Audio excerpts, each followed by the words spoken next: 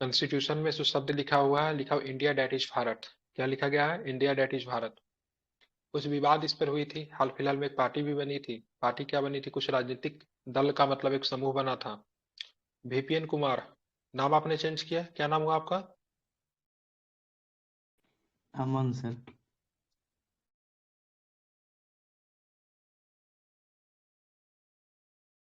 नाम मत चेंज किया कीजिए, इससे कंफ्यूजन क्रिएट होता है, ठीक है?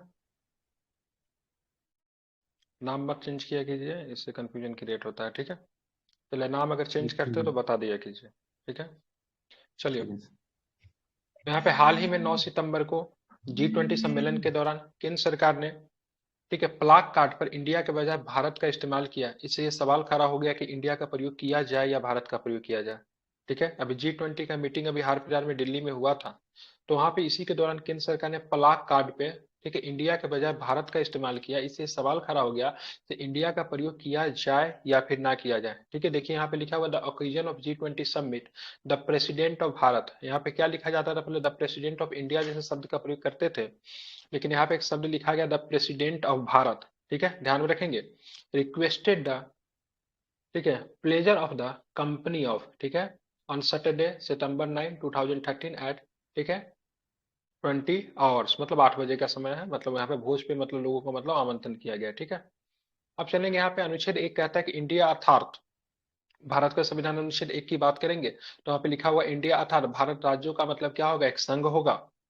इसलिए संवैधानिक रूप से हम किसी नाम का उपयोग कर सकते हैं, लेकिन समय के साथ हमने किसी भी अंतर्राष्ट्रीय किसी क्षेत्रीय मंच पर इंडिया का उपयोग किया है।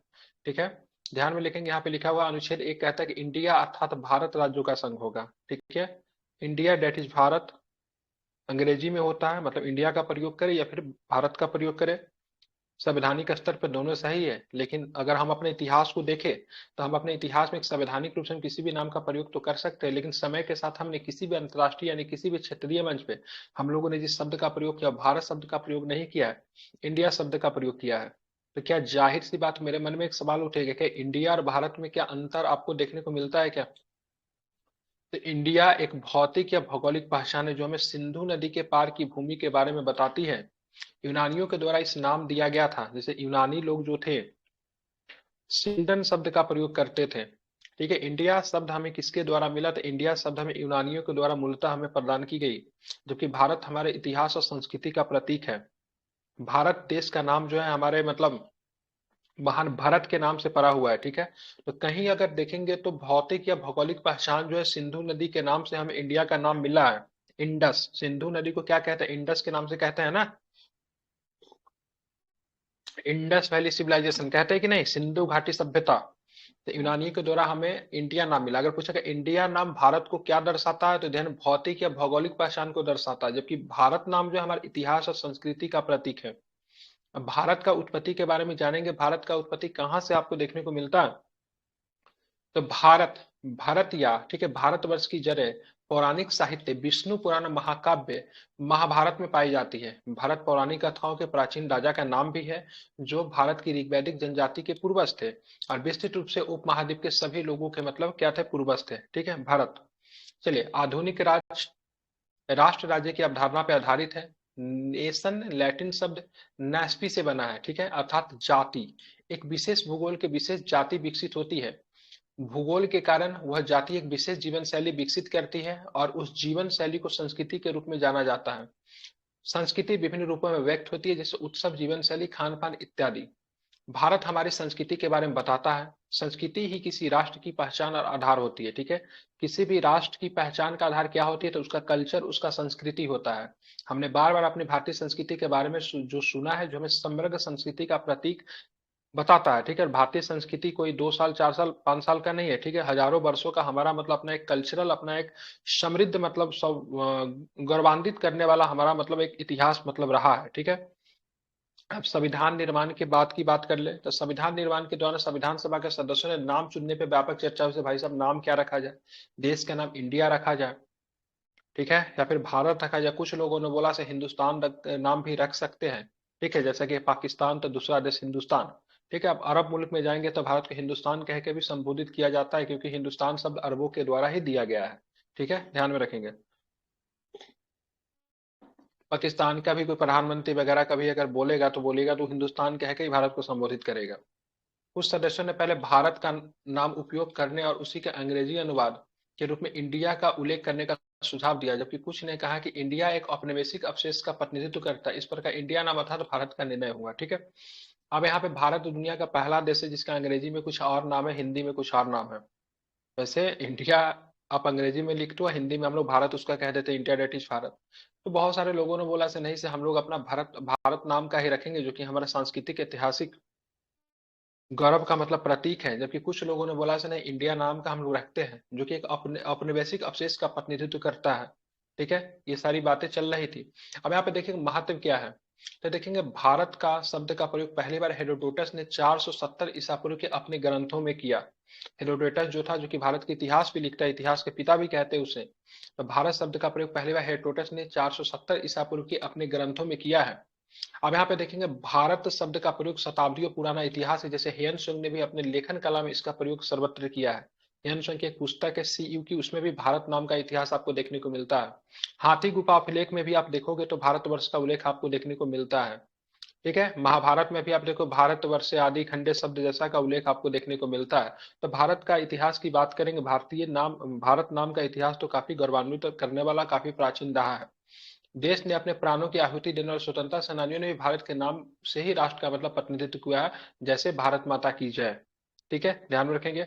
हमारा एनसीसी गीत भी भारत का प्रतीक है, जैसे हम सब भारतीय हैं। ठीक है, ध्यान में रखेंगे। सदगुरु ने भारत की परिभाषा इस प्रकार से दी है। भा का मतलब क्या होता है, भाव होता है। ठीक है, सदगुरु जो कि बहुत बड़े उनका आप लोगों ने देखा होगा। भारत का मतलब क्या था, भाव होता। भाव का मतलब क्या हुआ, संवेदना। र का मतलब क्या होता है, राग होता है। त का मतलब क्या होता है, ताल होता है। ठीक है, भारत का उन्होंने परिभाषा बताया सदगुरु ने। भारत सरकार कई स्थान पर भारत नाम का भी संकेत देती है। उदाहरण के लिए राजपथ का नाम बदलकर कर्तव्य पथ रखा गया। नई संसद बनाना, आईपीसी का नाम बदलकर, ठीक है, भारतीय न्याय संहिता।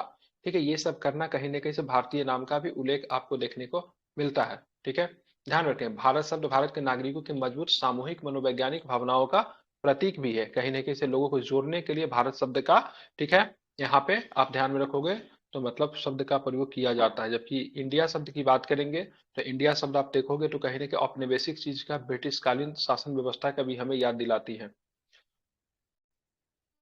अब मन में एक प्रश्न है कि क्या भारत नाम को बदलना क्या इतना आसान है क्या? भारत नाम को सडन मतलब बदला जा सकता है क्या? अगर बदल देंगे नाम को तो क्या क्या कठिनाइयां होगी, बहुत सारी चीजें मन में आएगा। तो देखेंगे भारी आर्थिक प्रभाव पड़ेगा। अब आर्थिक प्रभाव कैसे पड़ेगा, जहां भी इंडिया का जिक्र होगा उसे बदलना पड़ेगा, जिससे अर्थव्यवस्था पे भारी बोझ पड़ेगा। क्योंकि हमारा जो भी डॉक्यूमेंट्स है, सब कुछ है, सब पे क्या लिखा, इंडिया लिखा हुआ है। संवैधानिक दस्तावेज पे भी इंडिया लिखा हुआ है। हमारे जो भी कागजी वगैरह सब कुछ कार्यकर उस सब पे इंडिया। अब यहाँ तक कि मुहर वगैरह जो मारते, जो भी डॉक्यूमेंट वगैरह जहां पर भी काम होता है, सब पे इंडिया लिखा हुआ है। सबको बदलना पड़ेगा, जो कि बहुत बड़ा मतलब महंगा पड़ सकता है। ठीक है, ब्रिटिश राज के समय से इंडिया का उपयोग किया जाता है। पूरी दुनिया में हमने इंडियन के रूप में पहचाने जाते हैं, लेकिन भारत के नाम रखने हमारी सॉफ्ट पावर को झटका लगेगा। अब सडन जाके मतलब नाम जो हमारा सॉफ्ट पावर जो है उसको मतलब हम लोग को झटका लगेगा। पूरी दुनिया में हम लोग एज इंडियन के नाम से जाने जाते हैं।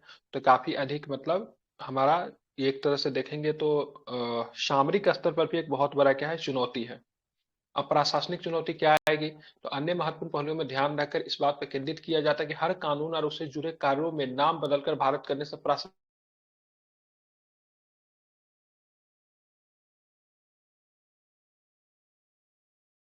आज गए इसका।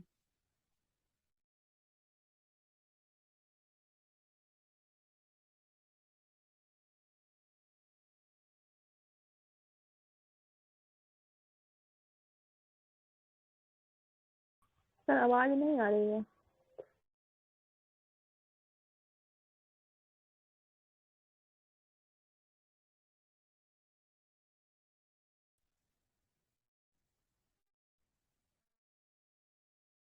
हेलो, हेलो, सर अब आवाज आ हेलो। रही है अब लेकिन आ रही स्क्रीन है। नहीं दिख रहा।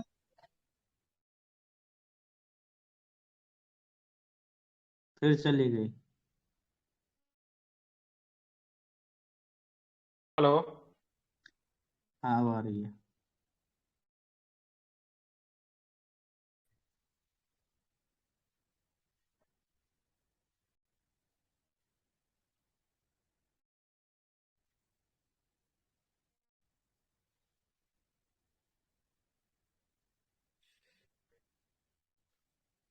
ठीक है। तो इन सारी चीजों को अगर आप देखेंगे तो अनुच्छेद 368 में अगर संशोधन करते हैं तो सारे चीजों का, सारे संस्था वगैरह सबका हमें क्या करना पड़ेगा, नामों में आपको परिवर्तन करना पड़ेगा, जो कि बहुत ही ज्यादा टेढ़ी के लिए बहुत ही मतलब बड़ा चुनौती हमारे के लिए। उसके राजनीतिक दौरान विभिन्न राजनीतिक दल ने इसे स्वीकार नहीं कर रहे हैं, इसीलिए इसमें सामाजिक एकजुटता का नुकसान होगा। ठीक है, बहुत सारे लोग बोल रहे हैं कांग्रेस ने जो पार्टी जो बनाया इंडिया, उसी को काउंटर करने के लिए भारत सरकार जो है इसे नाम बदलने की कोशिश कर रही है। तो बहुत अधिक राजनीतिक दबाव भी होगा इसे करने के लिए। ठीक है, नाम बदलने की स्थिति से सभी पाठ्यक्रम को संशोधित करने की आवश्यकता होगी। केवल नाम परिवर्तन सुनिश्चित करने के लिए सभी एनसीईआरटी पुस्तकों को फिर से मुद्रित करने की आवश्यकता होगी। सारे एनसीईआरटी का जितना भी पुस्तक उसको फिर से छापना पड़ेगा, फिर से लिखना पड़ेगा। तो इतना बड़ा आर्थिक बोझ एक नाम के लिए, ठीक है, उठाना सही है क्या? बिल्कुल भी, मेरे नजर में तो बिल्कुल भी गलत है। निष्कर्ष यहाँ तक कि सर्वोच्च न्यायालय ने इस देश के नागरिकों को औपनिवेशिक अतीत से छुटकारा दिलाने के लिए संविधान से इंडिया को हटाने को लेकर भारत बनाए रखने की मांग करने वाली एक जनहित याचिका को यह कहते हुए खारिज कर दिया कि संविधान में इंडिया को पहले से ही भारत कहा जाता है। ठीक है, ध्यान में रखेंगे, that means India, that is Bharat. हम संवैधानिक नाम तो दोनों तरीके से हम इसको प्रयोग तो कर सकते हैं, लेकिन पूरे तरीके से सारी चीजों को परिवर्तन करना, डॉक्यूमेंट पे सारी चीज को नाम बदलना, एक कितना बड़ा प्रॉब्लम खड़ा हो जाएगा। देश में ऑलरेडी कागज की हम लोग ग्रीन एनर्जी की तरफ मूव कर रहे हैं, जहाँ पे पेड़ों को हमको बचाना है। इतने बड़े डॉक्यूमेंट्स वगैरह सब कुछ छापना, फिर नए तरीके से सब कुछ करना, ये हमारे लिए बहुत ही आर्थिक समस्या खड़ी कर सकती है। ठीक है, हालांकि भारत सरकार ने G20 के साथ, आपने देखा होगा भारत नाम का यहाँ पर भी, और यहाँ पर भी on the occasion of G20 submission, यहाँ पर भी मतलब इन्होंने भारत नाम का उल्लेख किया। लेकिन इसके सारी चीजों को देखते हुए बहुत ही खर्चीली, बहुत ही महंगी और एक सनक भरी योजना भी हो सकती है। हालांकि ये सब बात आपको नहीं लिखना है, निष्कर्ष में आपको पॉजिटिव वे में, कभी भी निष्कर्ष को पॉजिटिव वे में ही खत्म करना है। ठीक है, समझ रहे हैं ना? तो ये एक टॉपिक था भारत डायरेक्टेड इंडिया से। है तो उल्टा सम पुल्टा काम, इतना बर्बादी करवा देंगे पैसा का। हम्म, ठीक है, चलिए आप लोग, आप इससे प्रतिक्रिया दे सकते हैं। आप लोग भी दो दो शब्द बोलिए, जो भी लोग हैं, जो भी कहना चाहते हैं इस पर, ताकि आप लोग जो सीखा अभी, या फिर आप लोग इसके संदर्भ में जो भी कहना चाहते हैं, जो भी आपका नॉलेज है, दो दो शब्द बोलिए, कुछ भी बताइए।